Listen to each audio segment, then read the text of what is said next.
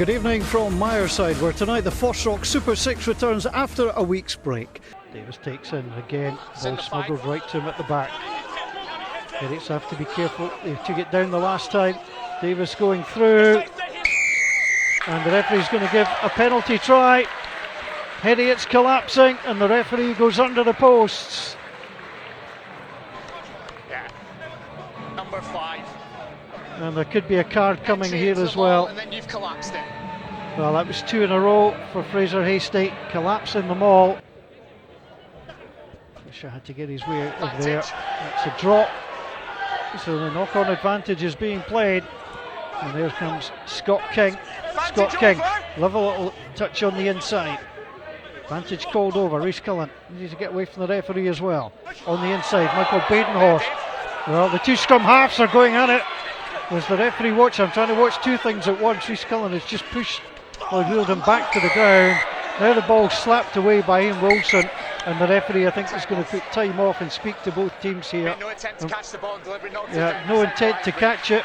Number 6 and more problems here. As off goes the skipper, Ian Wilson. Seen it. Well, just a few metres short. no, Davis 5. is at the back. Vantage 5, never back on side. No, that's not been Fraser Hastie's half. He was caught offside once more, and that's allowed Watsonians to get round the corner, and Michael Badenhorst is the man who emerges with the ball. Good start to the second half from Heriot. Jones misses out Edwards. It's Kay breaks the first tackle, gets good support by Edwards and McMichael. Wheeler spotted the little gap, and he's away. Trying to get inside King, plays it back inside to Edwards. This could be a great score, and it is for Heriot. Stuart Edwards goes in at the corner. Michael Ennis off the bench just for the second time this season. No, 9, no. 1 stop. Line out's now over. Watsonians trying to stop them all, but Heriots have got their second wind here. Heriots continue to drive their way forward. Ian Wilson joining in at the back. Jack McLean 2. Penalty advantage will come. Side entry was Lewis Ball. Bobby Kay's itching to go and get involved. Go on, desperate, Bobby. isn't he? Go on. Now they're driving in against a second advantage. That's 2 in the same move. The referee will go under the posts. Yeah, 1 you can get away with, 2 very, very unlikely. And the second penalty try, and there's a number coming to be called for a yellow card as well. I think Stephen Longwell's going to go here. Dynamic ball, preventing a try scoring opportunity. Yellow card.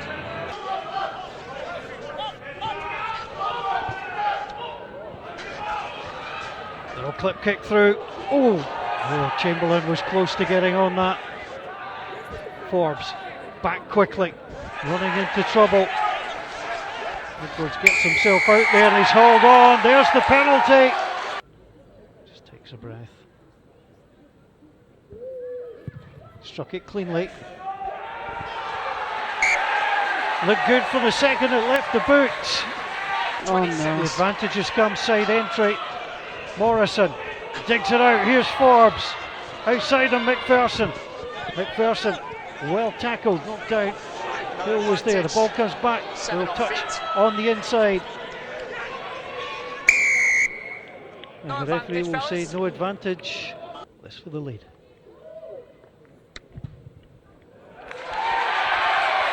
Absolutely perfect from Mark Morrison.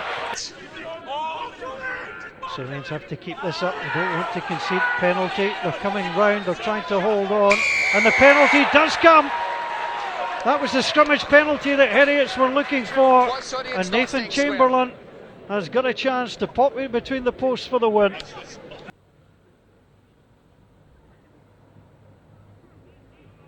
Steps to the side, gets it away. Does it have the distance and accuracy needed? It does! Heriots have come from behind to defeat Watsonians and hand Watsonians the first ever Super 6 defeat at home. It is joy for the men at Golden Acre. Agony for Watsonians, who lose with the last kick of the game. A very warm welcome to Millbrae in Alloway, home of the Ayrshire Bulls on Ladies' Days. Still driving up the middle. This time they move it all the way to the centre, and they're through, and it's the first score for the home team. Bursting through on the charge. Lovely score, very patient build up in midfield. The pack. So the Bulls have moved into the Stirling County half for the first time in a wee while. Let's see what their conversion rate is like. The Stirling have huffed and puffed at the other end to no great effect, certainly in terms of moving the scoreline. Linac moving them on. Here they come in, running everywhere for the Bulls. Through they go, and that offload that they were practicing early on didn't quite work there. It fell short of Matt Davidson. But up the middle they go, and there's the offload. That's what they were doing, and there's the other one. That's beautiful. That's exactly what they were practicing early in the game. And before the match, I could see them practicing that, and it's worked to a treat. Absolutely spot on the way they moved the ball out. Off the pitch before the rest of his colleagues join him shortly. And this is a huge drive, and that's absolutely perfect execution again. Hard to see who's got the ball. It was down and then onto your knee. On the gantry, so they have options. Running off the ball, but well tackled in midfield. Robert Beattie put the ground very effectively there, but here's another penalty advantage, a second advantage. 9, I'm playing an advantage. The try is given, I think. The try is given indeed. They have driven over. Again, the advantage was used to good effect. And once again, the Bulls have broken through. Townsend managed to create a bit more havoc than just confuse his own team. Oh, it's picked up, snatched and away. A break here by Ayrshire Bulls, number 13. He's going all the way, Robert Beattie. Picked up a loose ball and everybody froze.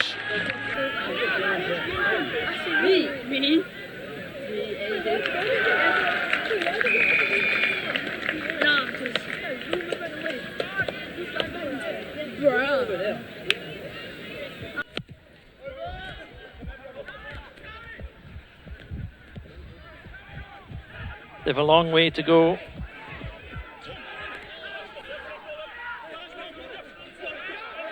And then he goes, there's a breakaway here, and there's another score for the Ayrshire Bulls out of absolutely nothing. Absolutely. Bind! Set! Another good chance here for the Ayrshire Bulls. Only 5 metres or so out. War breaks and away they go, away to the far side. It's the easiest, a walk-in try again on the far side for the Ayrshire Bulls. It's try number 7 and the route is virtually complete. In fact, this could very well be the last play if our clock has the referee's tally with it. Stirling pressing for a final score.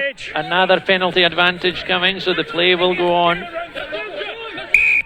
Oh, he's given the score. It's a score for Stirling. 2 penalty advantage. Somewhere in at the bottom of that. He's given that a good thump. And he's given it 2 points worth, and the referee has in fact decided that that is it. After a week off to gather our thoughts, the FOSROC Super6 is back, bigger and better than ever. Trying to form a ruck there as the Southern Knights still camped 5 metres from this Boroughmuir try line. Ian Moody again involved in the action there.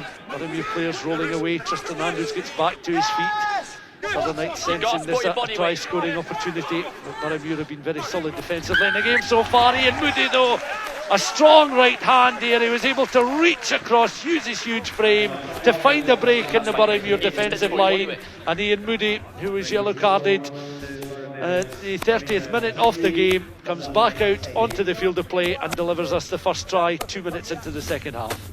Yeah, he instigated the move as well from that right-hand scrum, picked the ball up from the base and made a good little break there. And then they went through the phases again. They were pretty persistent there. They didn't rush it too much again, straight through the middle, and a great little cameo there from Ian Moody. But that's what they've been doing. Southern Knights have been keeping the ball for large periods of time. That time in the 22, they kept the ball. Now, with them scoring the try, do you feel this opens the game up somewhat? If Bagot lands the conversion, they would have a lead of 7 points. Once they're trying to work it, it's from the scrum half to the fly half. Pittman's pass on towards the fullback Brown. He was floored there though. Heriot has it, long look pass out towards Edmonds. 1-on-1 situation, opens up. And a similar try, the outreach, right arm and hand, planting the ball down. Yeah, great response from Boroughmuir there. Jordan Edmonds at the heart of everything. A wayward kick again, ran it back fantastically well. I mean, that's a 40-metre run back with guys clinging to his back. And again, Boroughmuir looked after the ball, kept the ball. Clem Barreto kept the tempo high when it was needed. Again, they then had the discipline when the ball was slightly slower, just look after it, and when it was on to go left and give that ball back to that man, Jordan Edmonds, and again, there was no stopping him. The front of the line just now, again taking time before the throw in here, and Anderson now towards Ian Moody at the back. Moody again reaching high, winning the ball. Anderson going in, ball now controlled by Anderson under his right arm. The ball going forward, now it's accelerating at real rate of knots, and down they go.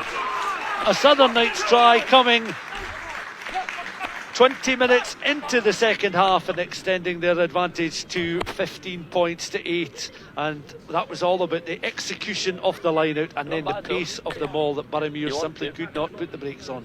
Yeah, he's made a difference since coming on. Russell Anderson in the tail around the back, just as Sean Gunn was not going to be rushed there as he came across with the instructions. Now the ball is back with Anderson. Now the drive is on. They look to straighten up. They're reaching towards the line.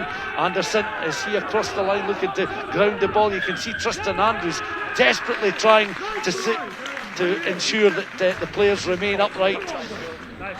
The referee has put whistle to mouth there, and once again Anderson is the last player on his feet. The try have been awarded, and all credit is watching on here. I don't think the ball left the hands there of Anderson, and you can see it's grounded.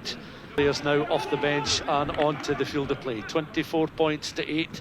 Confirmation that Murdo McAndrew has been replaced by Cameron Jones. Down this left hand side, Sam Pakur, great acceleration, prodded forward there by Cameron Jones. It's a kick and chase, and Jones is over for the try, and there is the bonus point score that Sean Lenine was talking about, and a bit of creativity with the pace initially of Sam Pakur, and again a kick and chase, and it was all about the weight of the kick and the confidence of the chaser and the scrum half who's just off the bench. Cameron Jones, that must be one of the quickest tries in the FOSROC Super 6 this season, scored by a player that's just come on as a replacement. Oh, the fantastic try. I can see it again on the screen. Nice long pass from Bagot. Again, Joe Jenkins, one-handed offload, fantastic. Sam Pakur showing really good pace, keeping the ball alive in his left hand, great offload. And again, trusted his pace there, Cameron Jones, great down the touch line. And there's Harry Borthwick up on the outside there, and good support as well there. Real good energy there, and really well worked try. Lovely little one-handed offload. Tristan Andrews had two players to chase there, and Sam Pakur again was tackled, but it was the offload, and there's the weight of the kick and the kick and chase there, and Andrews just could not get to him. And a player of the match, well, Sean, you've made your decision. You've thought long and hard about it. Yeah, I have. Yeah, well, in the losing team, you know, Clem Barreto was obviously outstanding, and Jordan Edmonds ran really well. In the attacking team, Harry Borthwick was outstanding at 6. But my man of the match is Ewan McLaren, the tight head. Tight heads don't usually get man of the match, but I thought he was outstanding. Dominant scrum, stayed on for the whole 80 minutes. Strong ball carrier, really mobile.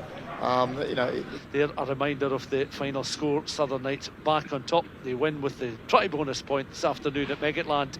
Boroughmuir Bears 8, Southern Knights 29.